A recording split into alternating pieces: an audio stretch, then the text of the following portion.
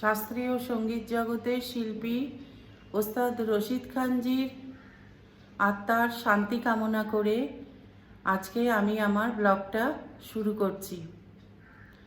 Good morning friends, welcome to Madhuri's life. তোমরা সবাই কেমন আছো? ঈশ্বরের কাছে প্রার্থনা জানাই তোমরা যেন সবাই ভালো থাকো, সুস্থ থাকো, হাসি খুশি থাকো। আমরা একরকম আছি। এখন আমি সকাল বাজে কটা, প্রায় 8টা বাজে। এখন থেকে আজকের ব্লগটা আমি শুরু করলাম। এখন আমি যাব রান্নাঘরে ব্রেকফাস্ট বানাতে।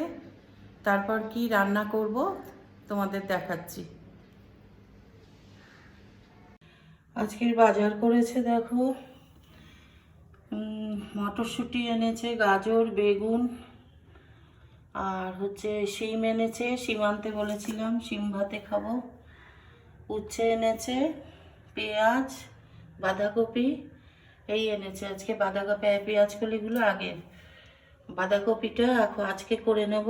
এই যে আলু নিয়েছি, কড়াইশুঁটি নিয়েছি, আর মাছ করব, ডাল করব, আর ভাবছি উচ্ছেটা ভাতে দেব, সেদ্ধ দেব, দুটো উচ্ছে। এই হবে আজকের রান্না। বাঁধাকপিটা এখন আগে কেটে নিই, তারপর আর কি করব দেখি। ডাল তো একটা করতেই হবে, আর ওই মাছের ঝোল করব। দেখো কি সব কেটে নিলাম, কি রান্না করব। এখানে বাঁধাকপি কেটে নিলাম। বাঁধাকপির জন্য মটরশুঁটি আর আলু খুব কম করেই দিয়েছি। আর এদিকে ছেলের জন্য আলু ভাজার আলু, আর ভাতে উচ্ছে সেদ্ধ দেব, সেই উচ্ছে কেটে নিয়েছি। আর মাছগুলো ভিজিয়ে রেখেছি।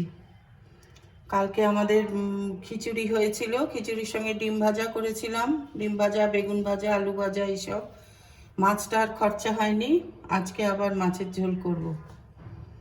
এই হবে আজকের রান্না। আর ডাল করব, একটু ধনে পাতা দেবো ডালে, ধনে পাতা নাবিয়ে নিয়েছি।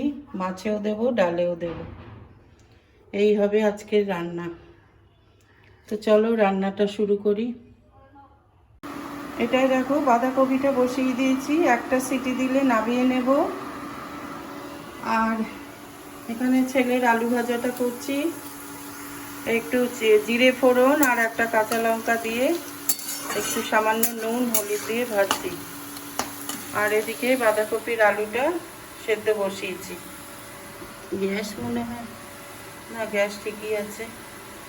এটা একবার ফুটে উঠলে ভালো করে ধুয়ে নিয়ে তারপরে করব। আলুটা এত সাবধানে দিই, আলুটা তাই বলেছে ডাক্তার, কিন্তু আমাদের সুগার কিছুতেই কমছে না। 2021-এর শেষের দিকে আমাদের করোনা হয়েছিল, তারপর থেকে কোলেস্টেরল, সুগার দুটোই খুব বেড়ে গেছে। অনেক পাওয়ারফুল ওষুধ খাচ্ছি, তাও দেখছি কিছুই হচ্ছে না। আর মিষ্টি তো খুবই কম খাই।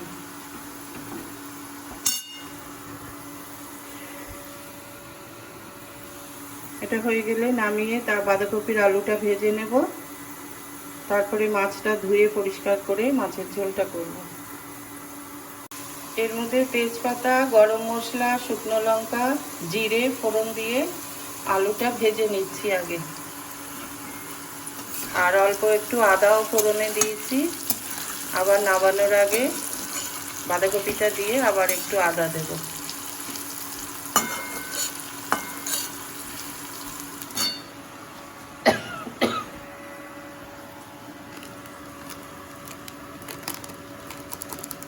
যে মশলাগুলো আসার পরে যে ঢালা না একটা বিশাল কাজ, একদমই ইচ্ছা করে না। নুনটাও ঢালতে হবে, দেখো নুন ফুরিয়ে এসছে, একটুকু আছে, এনে রাখা আছে, ঢালতে হবে। ধনে পাতাটা এবার কেটে নিই।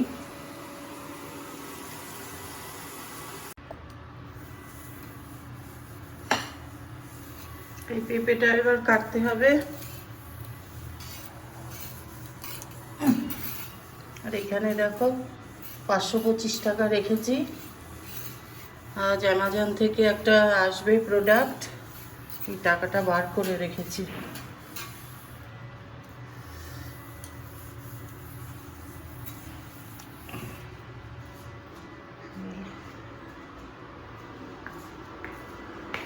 আর এদিকে দেখো ভাতটা বসিয়ে দিয়েছি।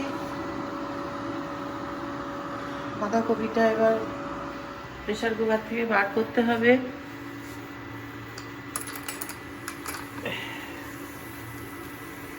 করে ভালো করে ধুয়ে জল চিপে তারপর ওই কড়াইতে দিয়ে দেব। দেখো ভাতটা হয়ে এসছে, ভাতে আর উচ্ছে সেদ্ধ দিইনি, তাহলে আবার ছেলে খেতে চায় না, এই জন্য উচ্ছেটা আবার এই কুকারে বসিয়ে দেব। আর এখানেও বাঁধাকপিটা হয়ে গেছে, মানে বসিয়ে দিয়েছি।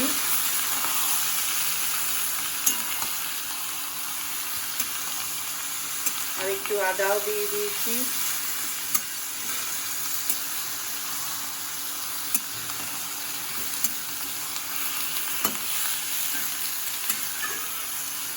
আর যদি তাড়াতাড়ি রান্নাটা শেষ হয়ে যায় আমাদের বাড়ির হোম টুরটা দেব।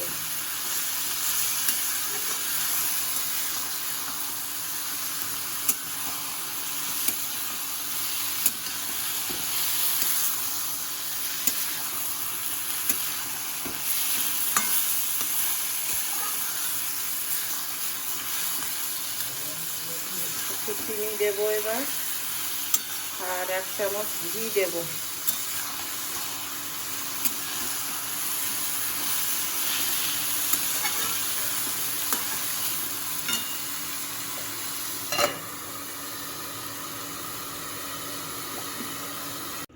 আজ খাচ্ছি কফি, চিনি খুব কম করে দিয়েছি।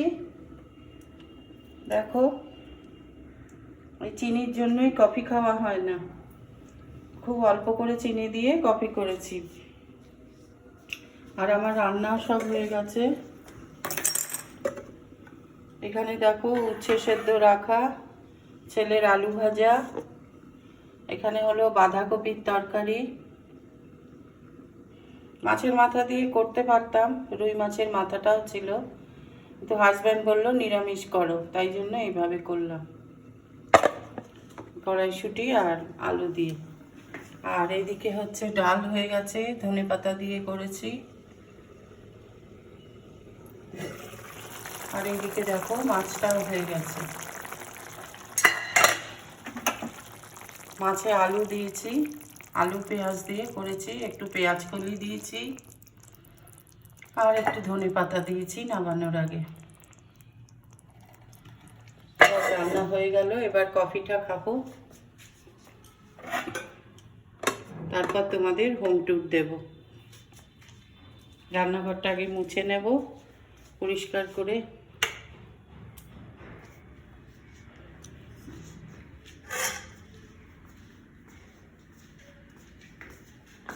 এখনো পেঁপে কাটা বাকি, পরে এসে করছি।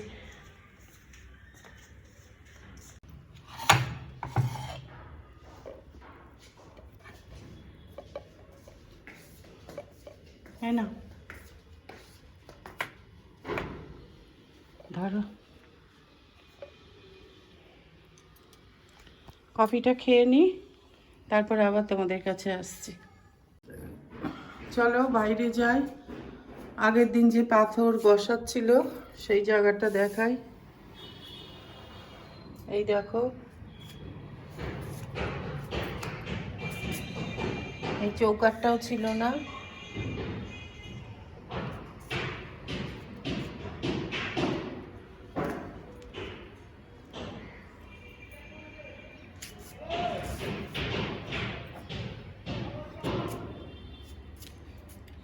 দরজা খোলা থাকলেই মশা ঢুকে যায়।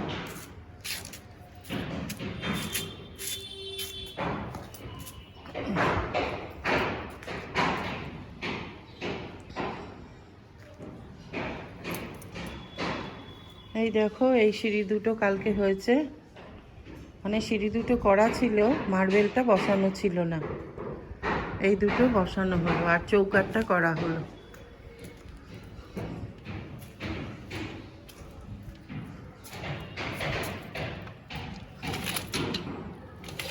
একবারে গেটটা দিয়ে যাই।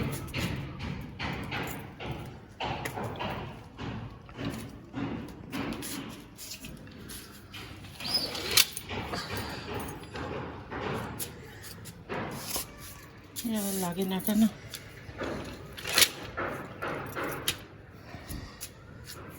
তালা দিতে হবে।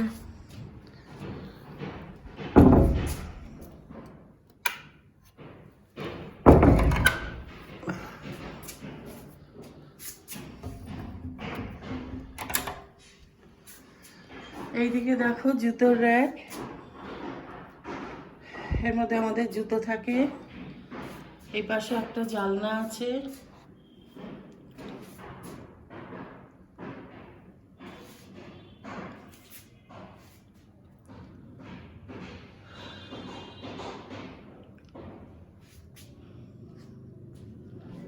জানলায় আমাদের সব ঘরেরই জানলায় জাল দেওয়া, যাতে না মশা ঢোকে, পোকামাকড় না ঢুকতে পারে তার জন্য।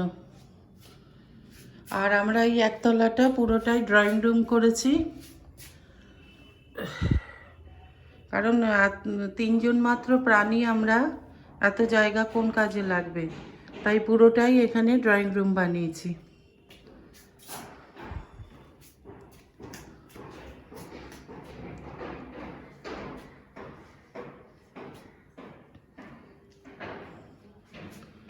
দেখো তোমাদের চারপাশটা ঘুরিয়ে দেখাচ্ছি।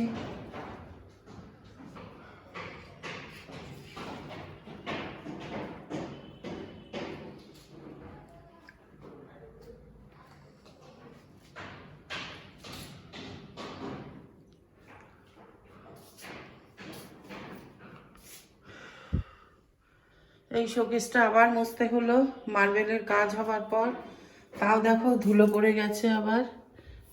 এই দেখো, প্রত্যেক দিন এটা না মুছলে, কালকে মুছে গেছি, আবার একদিনই কোথার থেকে তো ধুলো আসছে কে জানে, আবার ধুলো পড়ে গেছে। এইটা হলো আমাদের ছবি 7-8 বছর আগের। আর এই জিনিসগুলো সব আমরা 2018-এ আগ্রা গেছিলাম, সেখান থেকে কিনে এনেছি। এই যে পাথরের গ্লাস, এই ফুলদানি দুটো, এটা 2018 সালে আমরা গেছিলাম।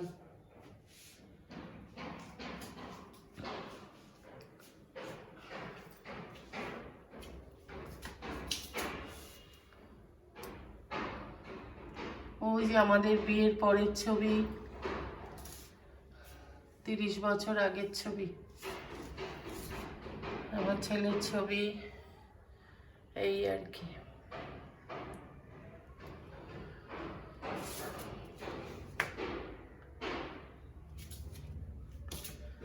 ওইটা হলো রাজস্থানে গেছিলাম, সেখানকার ছবি।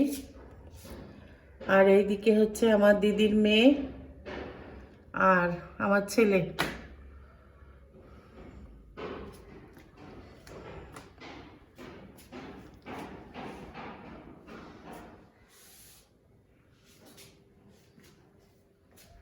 চলো একতলাটা দেখালাম ঘুরিয়ে, লাইটগুলো নিভিয়ে আসি। একটু দরজা খুললেই মশা ঢুকে পড়ে।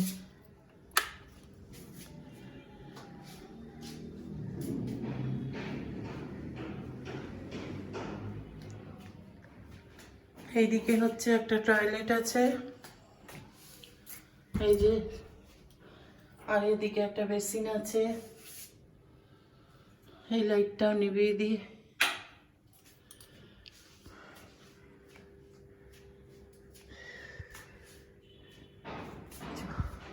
এপাশে একটা আলমারি আছে।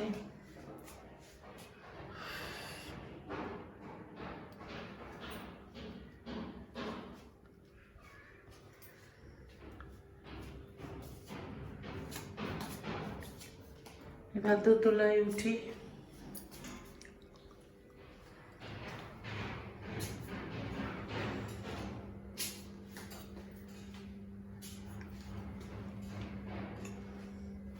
চলো উঠে নি।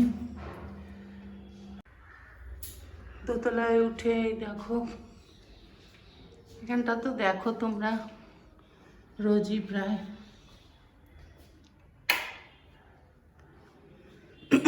আমার পেঁপে এখনো কাটা হয়নি, ওইভাবেই পড়ে আছে। ইচ্ছাও করছে না কাটতে, কিন্তু জানি কাটতে হবেই, কারণ দেখো কেমন পেকে গেছে। টাকাও পড়ে আছে, অ্যামাজনের জিনিসও আসেনি এখনো। আর এই পাশে হলো বারান্দা।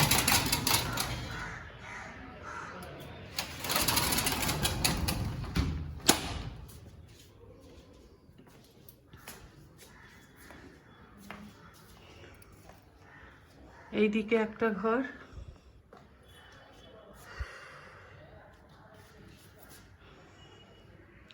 আমাদের সব জানলাতেই জাল লাগানো। যখন নোংরা হয়ে যায় পুরো খুলে নিয়ে আবার সাবান জলে ধুয়ে আবার আটকে রাখি। ওই মশা কিন্তু আমাদের ঘরে একটাও নেই। এ পাশের জানলা দুটোতেও জাল লাগানো।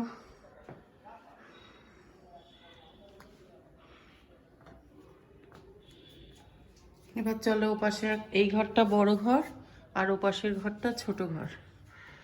ওপাশের ঘরটা দেখবে চলো।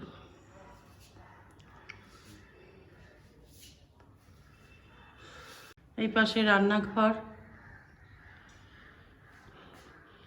রান্নাঘর তো তোমরা রোজ দেখোই। এবার চলো ছোট ঘরটায় যাই।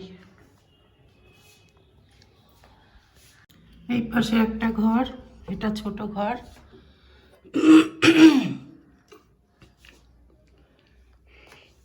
এই ঘরটা বেশি বড় না। আর এই পাশে টয়লেট। ওই লাইটটা কিনেছি, যদিও কোনো কাজে লাগে না, তাও কিনে রেখে দিয়েছি, যদি ভবিষ্যতে লাগে। এই আর কি। তো চলো এবার তিনতলায় যাই। এবার চলো তিনতলায় যাই।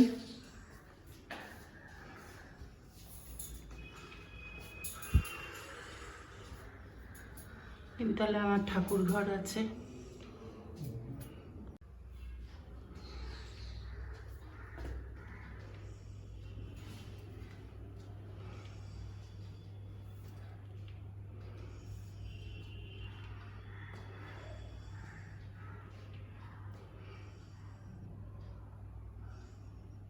আর এই হলো ছাদে ওঠার সিঁড়ি। ছাদে আর গেলাম না, ছাদে তো তোমরা দেখেছো টবগুলো রেখেছি।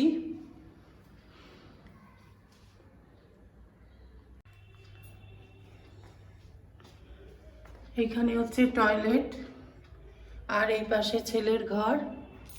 ওর ঘরে এখন অফিসের মিটিং হচ্ছে, তাই দরজাটা বন্ধ।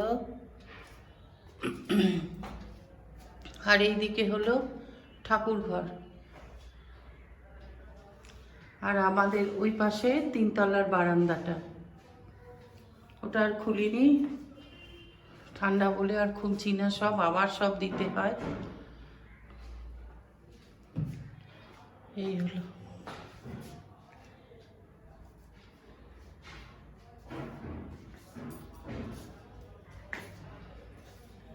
দেখো আমার ঠাকুর ঘর। এই ঘরটায় অনেকক্ষণ সময় কাটাই, খুব ভাল লাগে।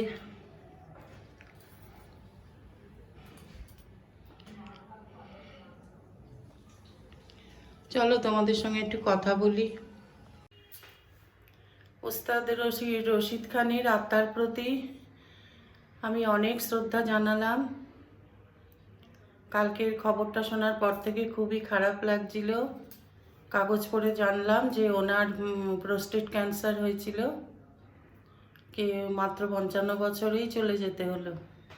এই ক্যান্সার রোগটা ছেলেদের ক্ষেত্রে বেশিরভাগ হয় প্রোস্টেটে, না হলে ফুসফুসে। এই দুটোই বেশি শুনেছি আর কি। এখন যে কোনো সময় যে কোনো লোকেরই এই রোগ হতে পারে, যে হারে এটা মানে মহামারীর আকার ধারণ করেছে। ভীষণই খারাপ লাগছে। আর আশেপাশে আত্মীয়ের মধ্যেও আমাদের অনেক মানে ক্যান্সারে মারা গেছে। আশেপাশে এই পাড়ার মধ্যেও অনেকে আছে ক্যান্সারে মারা গেছে।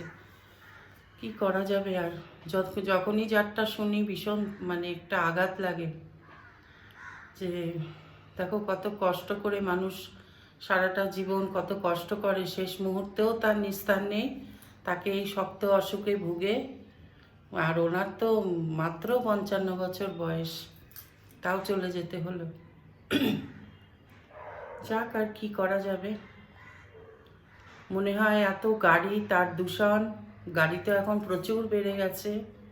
আর খাওয়া দাওয়ার মধ্যেও আমাদের এই যেসব সবজিগুলো আমরা খাই, সেই সবজির মধ্যে যে বিষাক্ত রাসায়নিক সার মেশানো হয়, সেইটার থেকেও হতে পারে। কারণ তো এখনো বেরোয়নি, কারণ বেরোলে ওষুধও বেরিয়ে যেত সেরে যাবার। ডাক্তাররা চেষ্টা করে, বলে প্রথম দিকে আসলে সারানো যাবে। এখন প্রথম দিকে তো অনেক সময়ই অনেকের খেয়াল হয় না। যাকে যা আছে কপালে তাই হবে, যার যে যতটুকু আয়ু নিয়ে যে এসছে তার ততটুকুই থাকতে হবে। তো আজকের ব্লগটা আমি এখানেই শেষ করছি। তোমরা সবাই ভালো থেকো, সুস্থ থেকো। আর যারা যদি ভালো লেগে থাকে আজকের ব্লগটা, তাহলে প্লিজ একটা লাইক দিও, শেয়ার করো আর কমেন্ট করে জানিও কেমন লাগছে। তো আজকের ব্লগ শেষ করলাম, কালকে আবার নতুন একটা ব্লগ নিয়ে আসবো। আজ তাহলে আসি, টাটা।